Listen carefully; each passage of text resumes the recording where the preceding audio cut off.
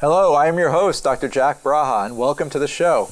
Here we feature local healthcare providers and physicians to educate us on various medical conditions and provide us with some very helpful health tips. Today we welcome Dr. Cintia Quainoo. She is a gastroenterologist here in Brooklyn, and welcome to the show, Cynthia. Thank it's nice you. to have you. Thank you Dr. Quainoo is a gastroenterologist just like me, and gastroenterology is a popular field. It's in high demand because so many people are sort of in tune with their diet and their bowel health, and it's one of the more commonly Googled questions of what should I eat, what do I do about my gas, bloating, diarrhea, constipation. And so you and I deal with this on a daily basis. Absolutely. And Brooklyn's a great place to practice gastroenterology. Tell us a little bit about yourself. How did you end up here in Brooklyn? How did you become a gastroenterologist? What drove you here? Wow, that's a Don't lot of say questions. a car. Well, I was born and raised in Newark, New Jersey, and I soon thereafter left and went to Boston for college and then for medical school, and after that went back to went back to Newark for residency. Then I came to Brooklyn for fellowship training. After that, I stayed. And I'm still here. And here you are, here practicing in Brooklyn. Yes. So we were talking before the show a little bit about your career and where you're from. Yeah. So we're both Jersey people. Yes, Grew we up in are. Jersey. Yes. We both ended up here in Brooklyn. And as we were talking, Brooklyn is like the melting pot of the world. We get to see a lot. I would say everything pretty much in Brooklyn because of the population. We're right near JFK Airport, you know, the sort of entrance to New York, which is the capital of the world. And as a doctor here in Brooklyn, I think it's great. Yeah. How do you feel about Brooklyn so far? I love Brooklyn. Brooklyn has, like you said, a diverse patient population. There's tons of things to do in Brooklyn. Yeah, it's a little busier than Jersey. But a little bit. I still think I'm the Jersey boy at heart, right? They say you could take the boy out of Jersey, but you can't take the Jersey out of the boy. Same with you, Yeah, right? same with me. Right. Family still live there? Yeah, my parents still live there. Yeah, and my little sister, so I visit them often. We were going over some things before, and so I understand that after college you actually stayed in New Jersey and you did something different. Yeah. You were not originally straight into medicine. No. You took a little diversion. I did. I spent a year and a half being a substitute teacher at the high school that I graduated from. And then after that, I was a caseworker for Child Protective Services in DIFUS in Newark. In New Jersey, yeah. So you go to college, you graduate 4 years later, and you show up at your home high school as a substitute teacher. Yes. Everyone knew you, right? No, because, the teachers, the faculty, yes, of course, they knew me, but the children It was a whole new... It was a whole, yeah. Was it difficult to go back to your home school? It was difficult. As a teacher now? There were a few teachers who couldn't tell me apart from the students, so... that made for some interesting situations, but it was a different atmosphere than I was used to at the school. It was an all-girls school, so a lot had changed there, but I enjoyed it. Yeah, teaching is kind of fun, I think. Depends what age, I guess. High school's rough. Say a bit of a challenge. Yeah. I used to be a camp counselor for first graders for a couple of years. I thought first graders were the best. High schoolers I probably couldn't handle. Yeah. So you went on from teaching, then became a social worker with Child Protective Services, a challenge beyond any other probably, especially in a tough area like Newark. Yeah, absolutely. A lot of violence, a lot of poverty. And a lot of bureaucracy, so I couldn't really do what I kind of dreamt of doing there. I thought I was going to be able to have a lot more impact than I did, and I wasn't able to do that. A challenge, bureaucracy. Would be the pre-Cory Booker days, I guess, when you were there? Yes. He made a real good impact on Newark since he left. In fact, it's still changing, right? Yes. Newark is different. It's not what we saw 10, 15 years ago. Yeah, there's a Starbucks downtown Newark. As soon as you see a Starbucks, you know that's it. Yeah. Things are changing. Yeah, Newark is different. Yeah, Newark is definitely different. Probably a nicer place to visit than it was when we were growing up. Oh, absolutely. I think down on the shore where I grew up, Newark was really a place you didn't want to get lost. Oh, absolutely. And now you wouldn't want to get lost. I don't know. I was okay there. I don't know. I definitely... Definitely remember the bad days of Newark. Unfortunately, worked with some police officers from there and Irvington and Jersey City, and just my parents live in Irvington. yeah, Irvington was a bit. We have places in Brooklyn that are still a challenge. I know that we should touch on that. You were working at Brookdale. I was working at Brookdale, which is in Brownsville. And you were a gastroenterologist right out of fellowship. You took on a faculty job. Yes, tell us a bit about working as faculty and academics and at Brookdale. So, it's a difficult patient population. They have a lot of serious medical issues, a lot of things and limited resources. But I did enjoy the team effort. I enjoyed working with the fellows and my colleagues as well. But yeah, it's difficult medicine. Yeah, it's a tough area. Hopefully, an area that is improving its healthcare. We've had some guests on the show from Brookdale, and we see some amazing changes and sort of hopefully an influx of capital from the government, from state government, from Governor Cuomo to help Brookdale provide even better care than they have been providing. There's good people there, and there's great doctors there. So just need a little bit more support. I think sure, it should be okay. And now you've gone on from academic medicine, from being on the faculty at Brookdale, and now you're in private practice. Tell us about private practice. It's different, a little bit lonelier, kind of like, forging your way on your own. I have great colleagues that support me and provide some camaraderie when they get a chance, but everyone's very busy. I do enjoy that everything is streamlined and all the resources I need are there so that I'm able to practice medicine in a way that we kind of wish that the academic life or the hospitals that are out there were as streamlined as our private practices are. Right. Efficiency is key. It's a lot more efficient. Yes, it's strange how it's such a contrast that there is between the two. For people watching today, in hospitals and in city hospitals and public hospitals, there's a lot of bureaucracy. Right. And in the private practice, when we snap our fingers, it tends to get done. Yes, and it's good for patients. Surprisingly, it's great for patients, and it's really a stark contrast. It's something that I feel like we saw different 20 years ago for patients, but now, I don't know about your practice, we kind of accept every insurance. Yeah. So it's not as if patients out there watching need to say, well, I have bad insurance, so I have to go to a hospital and I can't go to a private practice. But I think for most of us out there in practice, absolutely, for patients, we're pretty much equal opportunity providers. Yes, right. Yes. And sometimes we even provide discounted care when we need to. Absolutely. So. We tell patients all the time, listen, don't let money get in the way of your health care. Obviously we need to make a living and pay our own bills, but we try to work with our patients as best as we can. So private practice in Brooklyn now. Yes. On your own. I remember my first night on call alone. Mm-hmm. I went straight into community practice, and I was in a small little hospital, and I get called in the middle of the night to do an ERCP, an emergency endoscopy at like 2 a.m. Wow. And I was like, wait, I'm by myself. Wow. So, you feel that little deer in the headlights now, or? No, because I actually don't. I don't do hospital. You don't do hospital, right? We talked about that. I'm just in the clinic. Yeah. Okay. So, God bless you.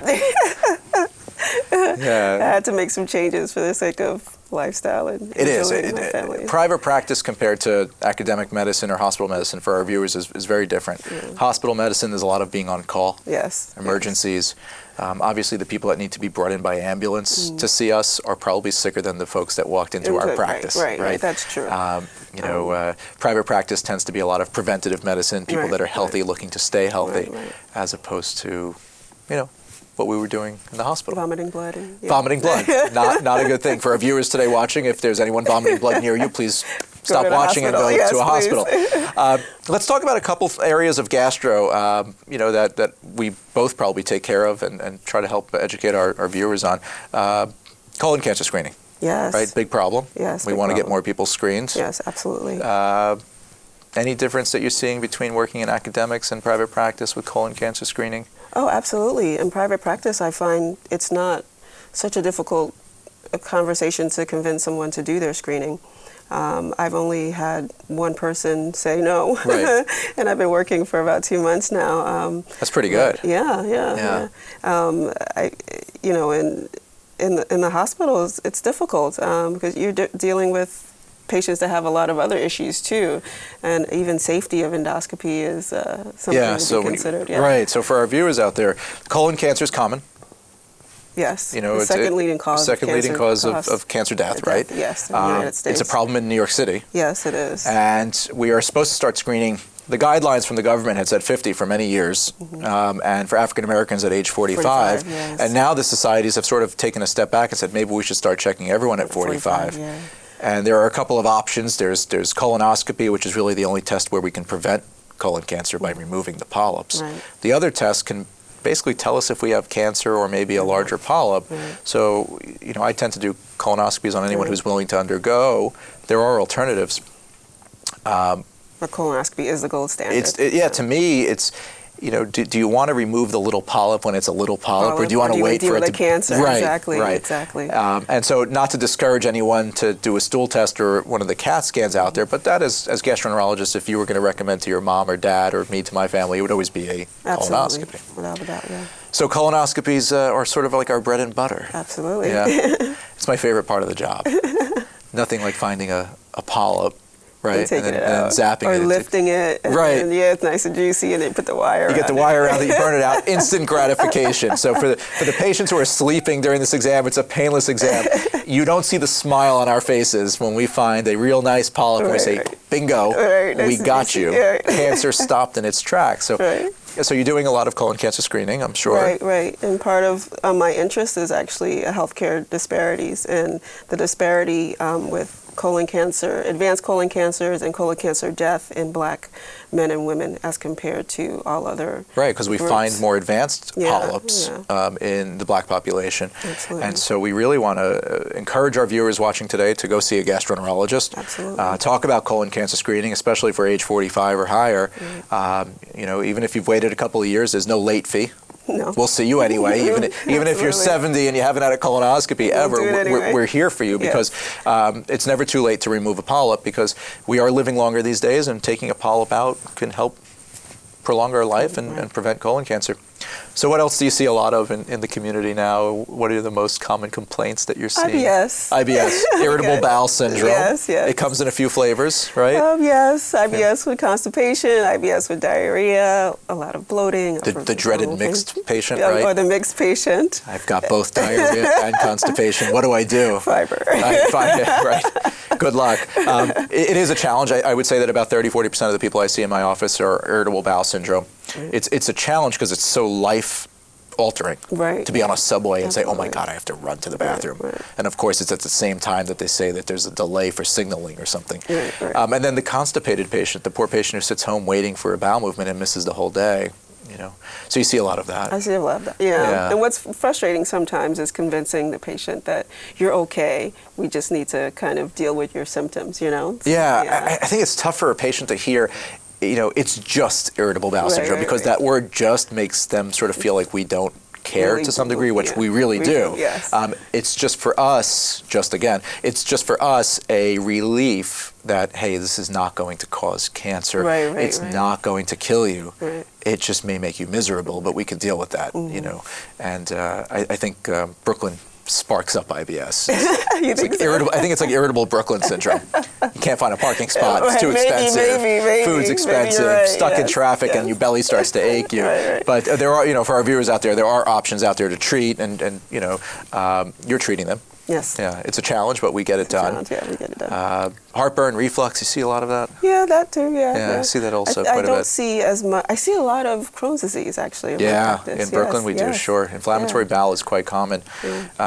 Increasing, I think, in incidence. I was seeing more of it lately. Inflammatory bowel disease, Crohn's disease, ulcerative colitis, where the body is attacking the bowels. But we've got so much treatment now compared to when we were in medical school. I mean, you had just one or two, three options. We actually didn't talk about it that much, in my recollection, I feel like. I think it's something that, in Brooklyn, because of the population, we see a large Ashkenazi Jewish population, and they have a higher incidence. So I think that's why we see more of it too. And then who knows what's causing it? No one knows why it happens, which is a challenge. So tell us, where is your private practice? Where are you in Brooklyn? I'm on 902 Quinton Road. It's about a mile from Kings Highway Station. And I have another office near Barclays on Clinton Avenue. Near Barclays? Now you're getting fancy. A little bit fancy. Now the rent is going up. 535 Clinton Avenue, yes. I remember when I first moved to Brooklyn in 2003. mean, these were areas that, did exist. you got pretty good rent. Yeah. You can get a decent, now it's New York really City. Expensive, yeah. So, it's been a while now. Obamacare's been out for a while. More people are seeing doctors, I think. Yes.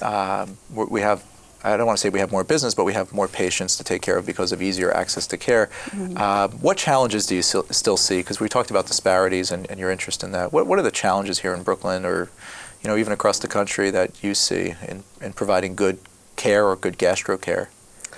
I think as helpful as it is to have information at your fingertips through the internet, sometimes it's difficult to convince patients that what they've read at home on Google is not actually what's going on with them. Completely agree.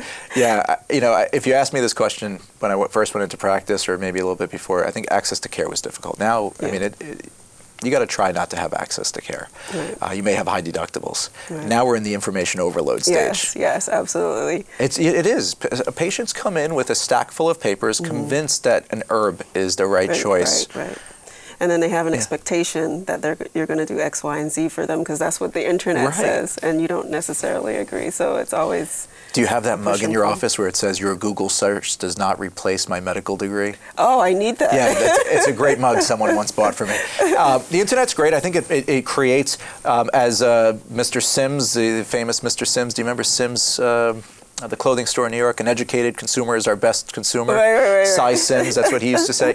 I agree that it's nice that our patients come in more informed. I just think because of the plethora of bathroom wall writing on the internet, they come in ill-informed a lot. Yes, I agree. And it takes me more time to convince them, like you said, or to re-educate them what they've already been given and believed as truth. Right. And it's a challenge. To me, the internet, when it comes to medical information, is like the bathroom wall in high school. They used to write for a good time, call Susie, right? The number was wrong. There was never a Susie, and it was never going to be a good time. Right. And, when patients come in with these sort of snake oil type things, I kind of get it's tough. Because to teach someone about IBS or Crohn's might take us, 15, 20 minutes. You could spend much longer, I guess, demystifying or whatever it is on the internet. Yeah, you could, And then patients that order things online to take for whatever problems they have, and those things could be hurtful. They could be harmful. Well, you did liver transplant training, right? Yeah. And when we were rotating in liver transplant, we saw people who died or needed a liver transplant. Right, for medications. For natural medications, Right. I think anything we put in our mouths to treat a disease is called a medicine. Yeah, exactly. And I also try to explain to patients that, hey, a lot of our medicines came from Mother Nature. This is true. We just checked them first. We checked them. We purified them. And we know how much to We know what to give. Yeah. So that's interesting to hear that you have that challenge. I have the same challenge. Enough about medicine, right? They're getting bored. They're watching. We're talking about diarrhea, constipation. Forget it. They want to know more about you. Tell us, what do you do outside of the office walls, outside of colonoscopy and endoscopy? Well, I enjoy traveling. In December, I took a trip to Kenya, and I did a safari for about a week. And then after that, I went to Ghana to see my family, and then came back. So I try to do one trip a year. That's it? Just one vacation a year? Yeah. That's tough. You must have a really good practice life. I need a vacation every vacation. Wow. It's tough. Medicine is kind of grueling, a lot of hours, a lot of patient questions. Yeah. It's demanding. Vacations are important. And then we were talking about exercise and... Yes, I like to exercise. You like to pick things up and put them down. I like Olympic-style weightlifting, I know. I'm scared of you. I am scared of you. I will not fight you for a parking spot. Okay. Yeah, So you go to like one of these major bodybuilding gyms? No, there's 300 pounds or more? No, there's a gym in my apartment building, so I work out there. Important to exercise. I try to push that on my patients. No, it is important. It's very important. Yeah. For bowel health as well, right? Totally, for constipation especially. And fatty liver, weight loss. That's a big deal, fatty liver. It is a big deal. Yeah, fatty liver is now going to become the most common cause of liver failure and transplant, right? Yeah. And there is no medicine really for this. Yeah, vitamin E, but... Yeah, maybe, right? Maybe. I We get some pushback on it sometimes with the men especially. There's a company coming up with an antifibrotic. There are. I think one just dropped out of trials, though. Oh, okay. Yeah. Okay. Patients have to exercise. They have to listen to us. Yes, they should. Yeah, exercise. I mean, I had a few people today with fatty liver, and they all asked me, well, what do I do for this? And I told them, diet, exercise, avoid too much alcohol. And they looked at me and said, that's it? Yeah. I said, well, you try that. Tell me if Yeah. that's it. Yeah. It's difficult. It's difficult. It's harder than taking a pill, yeah. Yeah, so exercise is very important. Helps our patients with constipation, helps our patients with fatty liver, keeping a lean weight, and it's just overall good for us. Yes. Right? So if I'm out there and I've got a bellyache, and I really liked you on this show, and I said, hey, I want to see that doctor, how could they reach you? How could they find you? The easiest way to reach me is on ZocDoc. You can log on to ZocDoc, make an appointment with me, and pick the location that you want. Otherwise, you can call 718-336-3900. And they can just line up, see an appointment pretty quick? Yes, You're not absolutely. You're not going to make them, they don't have to wait 3 months, right? No, I'm a newbie, so I have a there you space. go. So if you're looking to find Dr. Quainoo, you could reach her on ZocDoc and make an appointment. She's in the Midwood section of Brooklyn.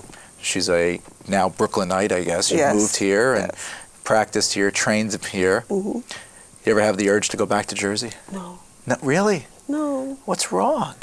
I mean, Jersey's the best. BAM is here. Like, Manhattan's right there. No. Yeah, Brooklyn is fun. Is fun. What's your favorite type of food? My favorite food is Ghanaian food. Where can you find that in Brooklyn? There's a place called Aquaba in Harlem, I think. Oh, up in the city. Yeah. Okay. Yeah. I don't think I've ever had West African food. It's great. Yeah. Yeah. You should try it. Is it healthy? No. No. A lot of starch, a lot of oil, a lot of salt, but it's delicious. A lot of ground vegetables or stuff from the earth. No. No. What are they serving? Rice, beans. Ah, it's the rice. Okay. Fried fish. A lot of carbs. Yeah. Fried fish is good. Yeah, fried fish is okay. Goat meat, beef. So you're not encouraging your patients to follow a No, I mean, diet. This is pleasure food, I guess. This is, yeah. I just have it once a month. So now, if you're living in Brooklyn, but you grew up in New Jersey and you trained, you did your college and medical school in Boston. Sports? New York, Boston, Yankees, Mets? I'm going to plead the fifth on that one. Come on, they're watching. They want to know who you're rooting for. But you're not rooting for Boston, right? No. Okay, that's very important for New York viewers. They want to know. She was just there for a little bit of time. A little bit, yeah. And went to a very, very prestigious medical school. You went to Boston University School of Medicine. Yeah. one of the top medical schools. And then where'd you go for your undergrad? Smith College. Where's that? It is in Northampton, Massachusetts, about an hour north of Boston. Okay. In the woods. It's an all-girls. All-girls school. School, yeah. I was wondering why I didn't get in. Now I figured out why I haven't heard of it. So Dr. Quainoo is here in Brooklyn. She's a gastroenterologist interested in colon cancer screening. Absolutely. Heartburn, reflux, irritable bowel syndrome. All good stuff. Do you do capsule endoscopies Yes, in the we do office? capsule, Tell us a yes. little bit about this capsule. Patients always ask us, and I'm sure the viewers are interested, they think it's going into the great beyond. Yeah, they always think it's like some experimental It's pretty easy, thing. right? Yeah. So you just... I think we do it so much we got used to it, but it is pretty neat. Yeah, you just pop a pill and it takes pictures of your small bowel. I guess it sounds like experimental if you're not used to... Yeah, what do you use it for? What are you using the capsule endoscopies for? So if we investigate iron deficiency anemia and can't find the source on the upper endoscopy or the colonoscopy, we use a capsule to look at the small bowel. Sometimes for looking for small bowel lesions in Crohn's disease and kind of obscure bleeding. Yeah, it's pretty neat. Yeah, Patients come in the morning. We hand them a flashing little pill. It's about the size of a multivitamin, I guess, maybe a little bit bigger. A big one, yeah. They swallow it, and then they drop it back off. They drop a cell phone basically back off to the office, which has a Bluetooth recorder. The pill itself is in the East River. Right. We pooped that out. Don't go looking for it. Don't go looking for it. Everyone always Please. asks me that. Yeah, Should we bring it back? No. No, I had a patient tell me I washed it off. I'm bringing it back. I said, no. Just throw it out. We don't need it. The pack that we give. And then you and I and other gastros will sit in front of our computer desks one day and watch a 8-hour video on fast forward of the bowels. Do you like get popcorn or goobers like you're watching a movie? Just kind of lay back. Lower the lights. Coffee. Yeah. I know. I need a coffee also when I watch those. Yeah, because they get very boring. Because patients watching today, your small bowel is about 20 feet long, and we watch 20 feet long of sausage. Of the intestines. And you're afraid if you blink, you might miss something. But we get very excited when we see something, right? I'm like, oh my God, I found something. It's fun to do those. I think they're great. It shows the advancement of medicine, especially. Right. So what's the next 10 years for you? We have a few minutes left. I hope that You're going to be here in Brooklyn? Yeah, I see myself in Brooklyn. Unless something takes me away from Brooklyn. I don't know what, though. I see myself becoming a partner of my practice and traveling more. Yeah. I don't know. That's So you'll be here 10 years. We'll have the same conversation. You'll be taking care of everyone in Brooklyn and saving lives by doing colonoscopy and removing polyps and curing cancer. Well, if I get bored, I think things are to consider, but I'm not really sure right now. I kind of take it as it goes. Well, you've already done the academic life, Yeah. Brookdale Hospital, private practice. Who knows? That's it. You're comfortable here in Brooklyn. It's really nice to have you on the show because for me, I'm always interviewing not gastroenterologists, and I think that we have the best field in the world. It's the best job ever. Really. I mean, people come into us for all different things related to their health and gas and bloat and diarrhea, constipation, black poop, blood in the poop, vomiting, belly aches, IBS. We deal with so much, and it's very gratifying to be able to give somebody peace of mind with their bowels because it really does affect how people live, work, eat, especially in New York City. Absolutely. Best food in the world. Aside from the food in Harlem where you go for the West African food, what about Brooklyn? Where do you go get lunch every day, or what are you ordering in these days? So lunch, anything near the office. There's a Peruvian restaurant I like to order from. And then like near where I live down here, there's an Ethiopian place called Bati that I enjoy. Okay, favorite music? Favorite music? Maxwell, like Neo Soul, Maxwell. Neo Soul. D'Angelo. Cool. Sade. Nice. Yeah. Beaches or parks? Beaches. Yeah. You're a water person? Not water, sand and the sun. Yes. I can't swim. I like it. Favorite place to get pizza in New York?